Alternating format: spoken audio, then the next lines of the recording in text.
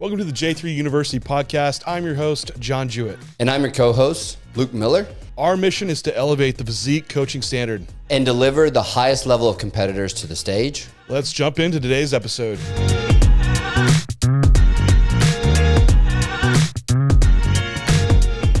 Peaking before peak week. Who would do such a thing? And we always find ourselves, for many, we're into peak week and realizing, how do I pull all this water off? Oh no, I still had body fat left on me. So what we should maybe do is have some type of peaking process before we even get to peak week. That's what Luke and I are going to talk about today. What variables you need to be manipulating, for one, to address, is it water? Is it fat? What do you do if it's one or the other? How do you pull off that last bit of fat? Then also, what do you do around this water component that might be there? Yeah, and I think a lot of it comes from potentially just making sure that you have an accurate assessment of where you think someone should be fully ready at.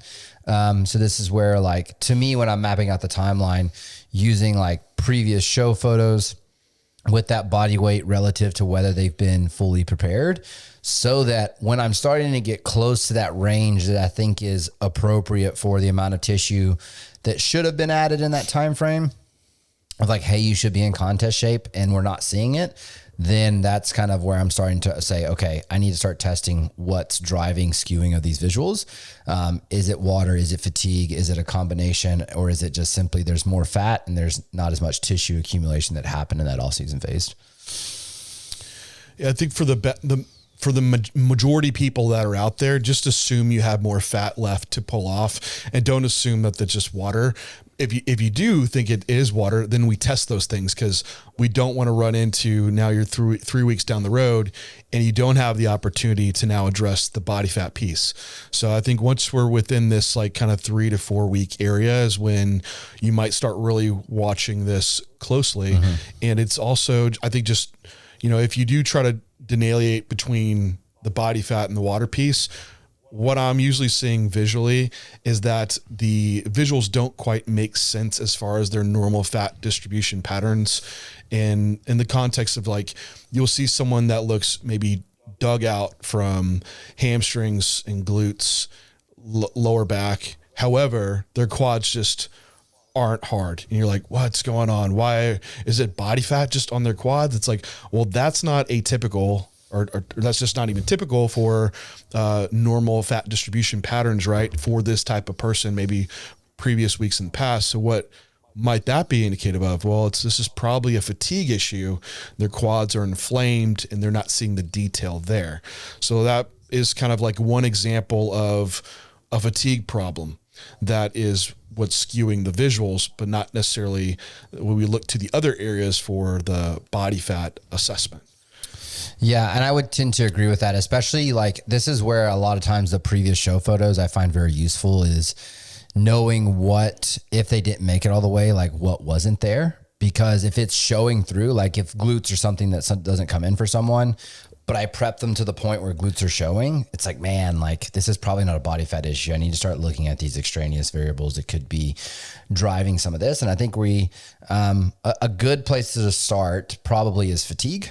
Just because I think that's going to be more likely the scenario or the issue than anything else if we're assuming that the body fat is all the way off. I would say like 8.5 to 9 out of 10 situations are more body fat just needs to come off though. And that's where I don't want to like pigeonhole ourselves into like this PD adjustment for fluid or this massive fatigue accumulation causing huge skewing of the visuals. It's like, in reality, it does improve when you drop fatigue, but it's not an unbelievable transformation. It's just a sharpening of the visuals. And so, and then I also kind of want to steer away from trying to avoid fatigue at all, because I do think that that's where people leave themselves fat before they get on stage. So let's potentially kind of talk about like the fatigue dynamic, what we should be seeing. Is fatigue okay? I think answering those questions is a big part of prepping so that people can live with the fatigue a bit better and then know how to manage it. Yeah, it's just to hammer that back home, we have number one, body fat's the problem. Number two, it's likely fatigue. And then from our list, we can add on down from there. But number one, is just assume you just need more body fat to come off. And there's going to be an associated amount of fatigue that must happen to keep that process being facilitated. Now, how far can you push this and accept it to be? Well, if you have X amount of weeks left, we might have to accept a high amount of fatigue to make that process keep happening. I think where you reach the limit within that is when fatigue's so high that it's now countering that goal of dropping body fat to where you're seeing output decline and sleep start getting interrupted and gym performance is absolutely tanking. But that's also to say that we might need to accept some degree of gym performance drop off if we're having to push a rate of fat loss that's a little more accelerated towards the end of this phase. But ideally, we have this fatigue amount that kind of climbs and we have a way to dissipate it, kind of climbs and have a way to dissipate it. And we can slow the fat loss rate down at the end of the prep to where it is a manageable level of fatigue. But I would say it is very surprising how much fatigue someone can carry and still have productive fat loss happen. So I think this is where you are looking at your visuals week to week, your rate of scale weight change, and you're making sure that is happening. And you're also mindful of fatigue and skewing of certain visual body parts that might be accumulating that stress, like the quads if someone is walking a lot, but you have maybe a strategy in place where you could acutely drop that off and get a coming of fruition of this condition that you've been pulling across whatever it may be, a 7 to 10 day span. Would you agree with that, Luke, or something to add to try to give context to like what is the level of fatigue that is acceptable? Yeah, I love the thought of foraying into the fatigue and dissipating it, because I do think there's a level of getting there and experiencing it that ends up producing athletes that are the most conditioned on stage. And I think it's just because they dig into body fat levels that people just aren't willing to get to and live in and sit in. And so like, if you're willing to live in it and sit in it and then have like temporary relief, whether that's de-output days or high food days or some combination of the two of them, and then kind of sit back into it, you'll see these athletes, like it's just enough to drop off the fatigue to keep it from stalling fat loss. And then they just kind of go again. And it's like, you get this weight loss trend that like starts to look like a little bit of a zigzag where it like kind of starts to plateau and then dip after each time you pull back. But each time you pull back, the athlete's not going to feel great. Like the pullback is warranted because the athlete doesn't feel like they're in a productive spot, or you feel like the athlete's not in a productive spot because the metrics aren't moving at the rate you would expect. And so with that laying the expectation, it's like people can sit with that feeling of, I feel awful, but visually I'm making progressions each week. And that's okay to do that because that's kind of what we signed up for. I think fatigue management gets a little bit overstated in that I should never feel bad across prep. And I just know that because I've had a couple athletes just like ask the question of like, should I really feel this bad? It's like, yeah, like you're the best condition you've ever been in your life. And, so I'm a big fan. This is where we potentially get into solutions. I'm a huge fan of combos. Like I know combo pullbacks as in like high food, lower activity. And so really aggressive pullbacks into more aggressive deficits to make sure someone stays on track, just because I don't want to be so conservative by pulling the plan back up that I kind of ruin a rate of loss. And so I do tend to lean towards like keep someone in deficit, pull back hard, short, and then keep someone in a deficit just to make sure that rate of loss continues to move. Yeah. And this is a good aspect to bring up because we're talking about pushing, and we just had someone come up on the forum as well around, what variables to be pushing. And really you're picking the one, and you're picking the one that is going to try to be less fatiguing for the athlete. Right. And when you're bringing up how bad should I feel, that is very subjective. Yeah, it is. Your perception of it could be enormous compared to someone else's perception. And they see your play and you're like, man, you're not digging that hard. You just never been there before. Right. And once you've been there, you're like, okay, I know what this is like. The perception is lessened to a degree.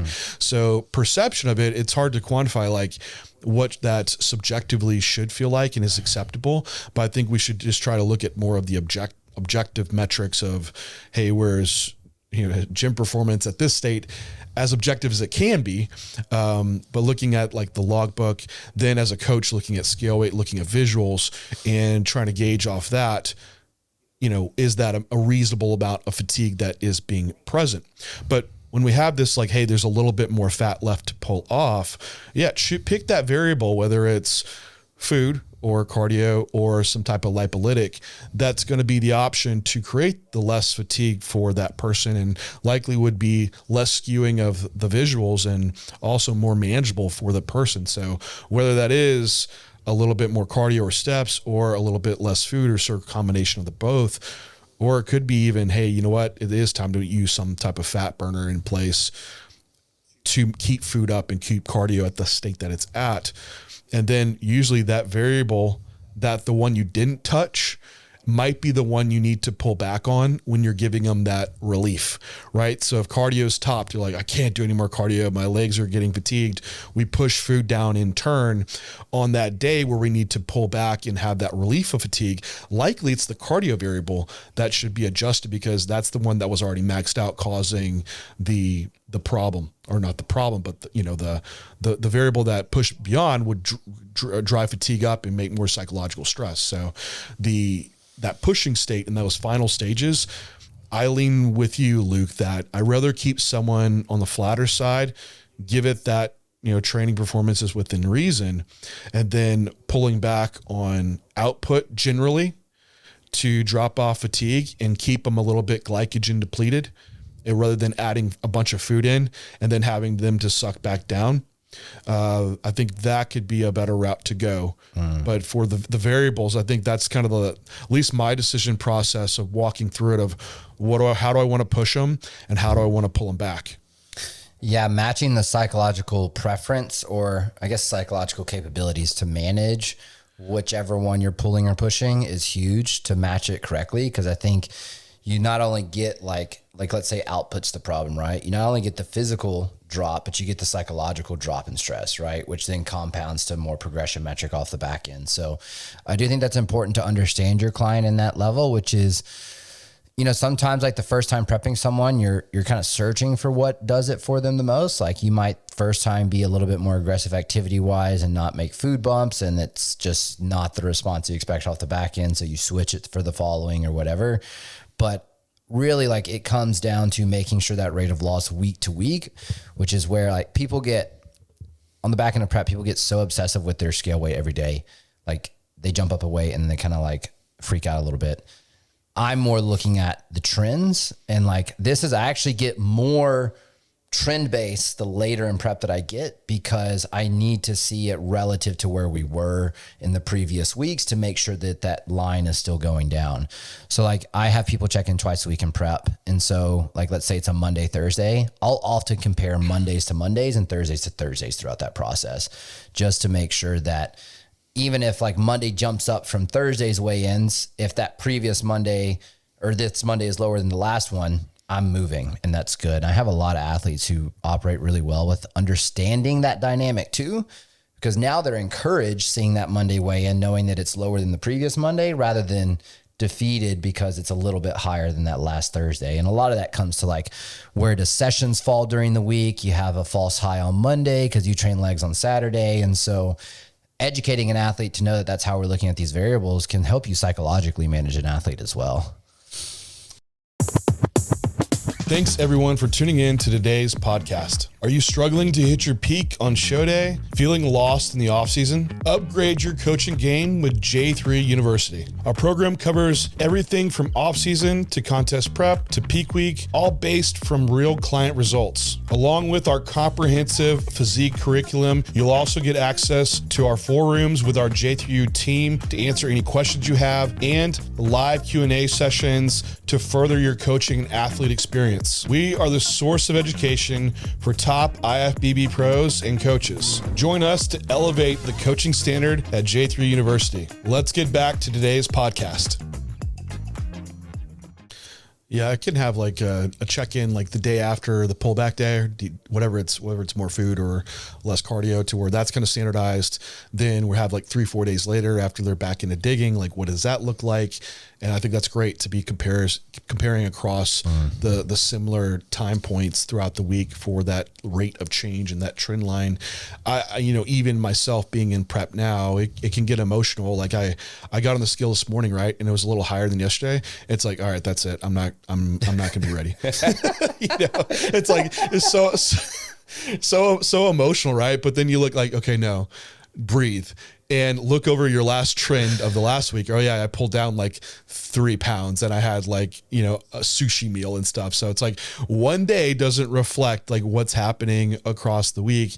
It's just simply one tool to look at in the process. So you definitely can get a little bit more emotional looking at the scale, and that being the, predictor of the day of whether you're going to have a good one or not. And it shouldn't be. Just collect the data and trust the comparisons across the week and what your coach's feedback should be. Mm-hmm. I think I'll also do like visual comparisons across that as well, so that I can see if there's like a large change. Like, because in the example I gave, if the Saturday leg day precedes the Monday check-in, like the quad blurring on Monday's update is a little bit more acceptable than quad blurring on Thursdays, because they've had that time away from the leg session, where it's like, potentially you're catching fatigue a bit quicker, because you know that Mondays are the day that you're seeing a little bit of that residual leg soreness show up in the photos, but Thursdays you're not. And then that time where you start to see that fatigue build up, skew visuals on Thursdays is where you can pull the trigger. So that's another reason why I do it too. But I do think there is a discussion to be had, especially like when we consider enhanced athletes, about fluid manipulations with compounds or stack design. Like, are there athletes that we do make adjustments with or we don't make adjustments with, and kind of why?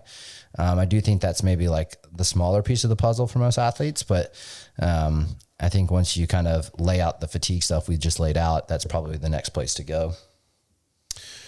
Yeah, from there, like once you've sorted like, okay, this is fatigue, they have more fat to pull off, and those are kind of our main two that we're managing. You cannot leave out the PED side as this is a factor, but we are getting into more the upper echelon of higher use when people are running more androgens, that might be an actual thing. But for like someone earlier on, that wouldn't be. Now, I would say your initial stack designs should be catering well to you, where you have a little bit more accuracy assessing your visuals across the entire prep. For example, you're not running like, 2 grams of testosterone all prep, because that could cause a lot of water retention in most people. And also if you're running a ton of growth hormone, like this might be at a point where the water retention is blurring the visuals far beyond which you can actually assess fat loss rates, right? So there's a balance within your stack design that you need to stay within for each person, as some people might hold a lot more water in certain compounds versus others. It doesn't impact as much. And this will come through experience of when you're like implementing these things, and also past prep data of kind of how how individuals respond and what you need to make those adjustments for. But as we get closer and closer to the show, kind of that 3 to 4 week out window is also the time where we need to be saying like, okay, we have our fatigue aspect, we have our fat aspect. We might want to remove the variable of PEDs influencing water retention, so we can also get just this more accurate look into the how much that is going to really pull. And sometimes you might need to add something back in. So just to kind of clear that up, our real main factors here, and it's going to be like testosterone, estrogen, and growth hormone, just to kind of make that a little bit more simple. But Yohimbine too, right? With that, Yohimbine could be, I guess we don't have depends if they're utilizing it right, but that absolutely is one. I think with the androgen side, at least one test that I like to do is implement an aromatase inhibitor across just a couple days, and you can see if it makes a shift. And I would try to do it and where you're checking in with that athlete daily, and you can be consistent to where you're seeing it across the last check-in and across those days to say like, all right, did they just drop for some other reason? Or is it actually the impact of this AI going in, which truly, like when you implement it, it can be a pretty fast change.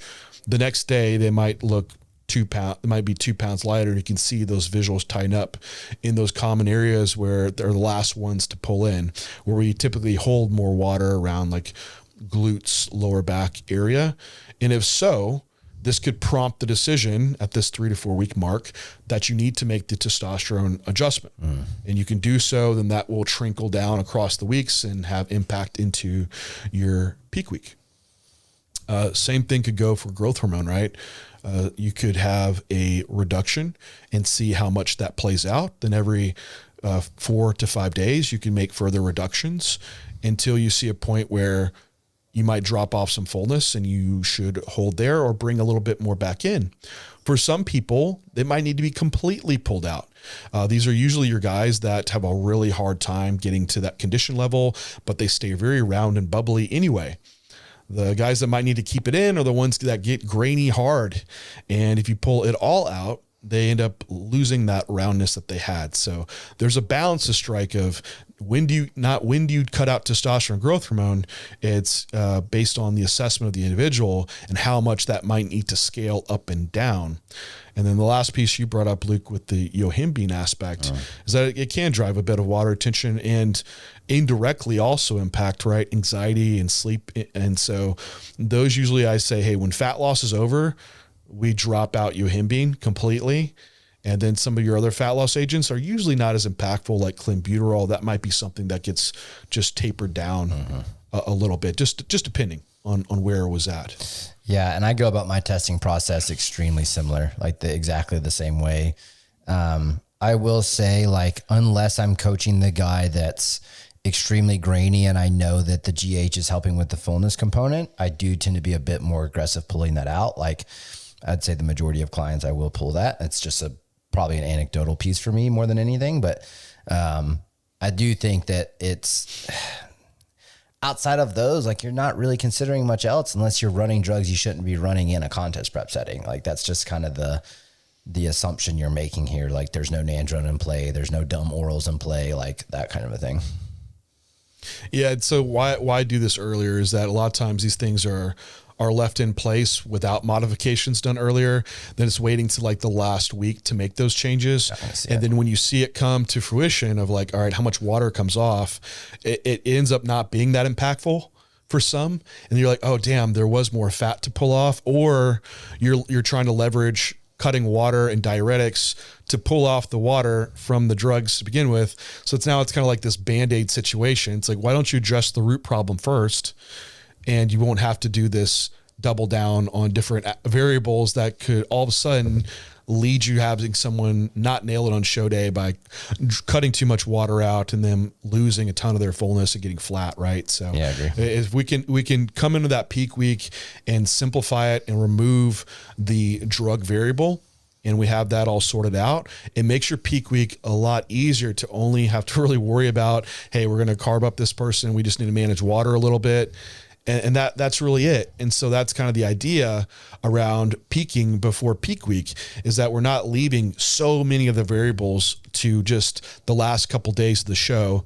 And by leaving that many variables for your last day, you end up with someone with 10 levers in front of them and they pull all of them. And that's when someone doesn't nail it on stage, when peak week should actually just finally be, let off the gas, a little bit of food, and walk out on stage. I don't really have much to add to that because it's like summarized to the T, I would say. Yeah, I kind of just shot right through that pretty quick. Nothing wrong with it though. Yeah, I think maybe a couple little tidbits on the last end is that things from my past that I've seen when I noticed like water retention being androgen driven was when I was doing like every other day injections. And when you're really lean, you'll start to notice water retention relatively quickly. So if I was doing every other day shots, I would notice like the next day that I would wake up just body weight would be up a little bit more and I'd be watery. Then it would drop. Then I'd have a shot. Then the next day wake up and it'll be like watery on my glutes lower back. I'm like, man, and then it finally like kind of clicked. I was like, I wonder if this is it. So, I mean, you have a few things you could do, like, hey, move to everyday injections to keep more hormone stability, or that might prompt the aspect around doing some type of AI testing, or just go ahead and making the testosterone adjustment. But when you're lean, you will start to be able to pick up on these things a little bit quicker. But I think just trying to do this earlier on, it gives you plenty of time to play with it. I think a lot of people are scared to make reductions in some of these drugs. Like they're just going to lose all their muscle all of a sudden with like growth hormone or whatever it may be. It's like, man, it's not the case. It's still, if fatigue's managed, like your training performance is going to be able to hold up really well. Growth hormone's not our main tool to do that. And you can always add it back in and gain that back if you're messing with it early enough. And it's like really within 3-4 days, like you'll see the full effect of lowering growth hormone come in place. So if you want to have a weekend where you drop it out, and we talk about like testing peaks, this is just testing one of the variables, right? Just drop out your growth hormone and see how much weight you drop and what the look is after, 4 days. You're like, oh, wow, I look super flat. I have no shoulders, but I have glute lines. It's like, all right, maybe there's a middle road to find there with your growth hormone dosage. But at least you can start figuring this out for yourself. And I don't want anyone to think out there too. It's like, well, gosh, do I have to roll this dice and figure out this every prep I do? It's like, no, because once you do this after a few preps, like you're going to know for yourself, like relatively your response and what type of changes that you need to make. Just like for my prep now, like off my past data, like I have a very good idea of the testosterone amounts that I can handle leading into peak week, the growth hormone amounts, and things of those nature to where I can make the adjustments kind of preemptively, knowing what will be the response. But still some testing should happen because preps are different and change along the way. So absolutely. Yeah. But we can wrap it up there, I guess, Luke, unless you have something else to add. No, I think it's just about testing those different variables. Like I was just going to give an example. Like I'll use, like if I think sleep, anxiety, fatigue is an issue, I'll use like a sleep aid during like a D output to try to maximize that. Like I'll have someone take Benadryl for a couple nights and just like help them knock out or whatever that may be. And really just kind of running through that scientific process to find which variable is the most impactful. I think it's the better way to look at it so that you can critically think your way through solving it for every variation of client that you come across. Yeah, I've done that too with the leg fatigue piece. It's like, all right, no cardio today. I drop steps down. At night, I want you to do like a hot bath soak, sit in there for 15 minutes, and then try to stay off your feet and go to bed. And then we'll see the next day if like there was a big impact on leg fatigue. And man, don't sleep on just a hot bath soak. It can make your legs feel so much fresher. But this is just one other way to do some testing. Yep. So I think a lot of people just aren't doing that. And that's part of just being attentive in the process and being involved with your athletes that you're coaching to try to figure this stuff out. Cause it can be a little tedious, but if you do the work on the front end, it can really play dividends on the back end when you actually come up to show day and you have less work to do now because you sorted through these variables beforehand. 100%. And that is peaking before peak week. If you have any questions, please leave them down below in the comments if you're watching on YouTube, or you're also welcome to contact a J3U coach at j3ucoaching.com if you need help sorting how to peak before peak week too. So anyway, everybody, thank you for tuning in, and we'll talk to you next time.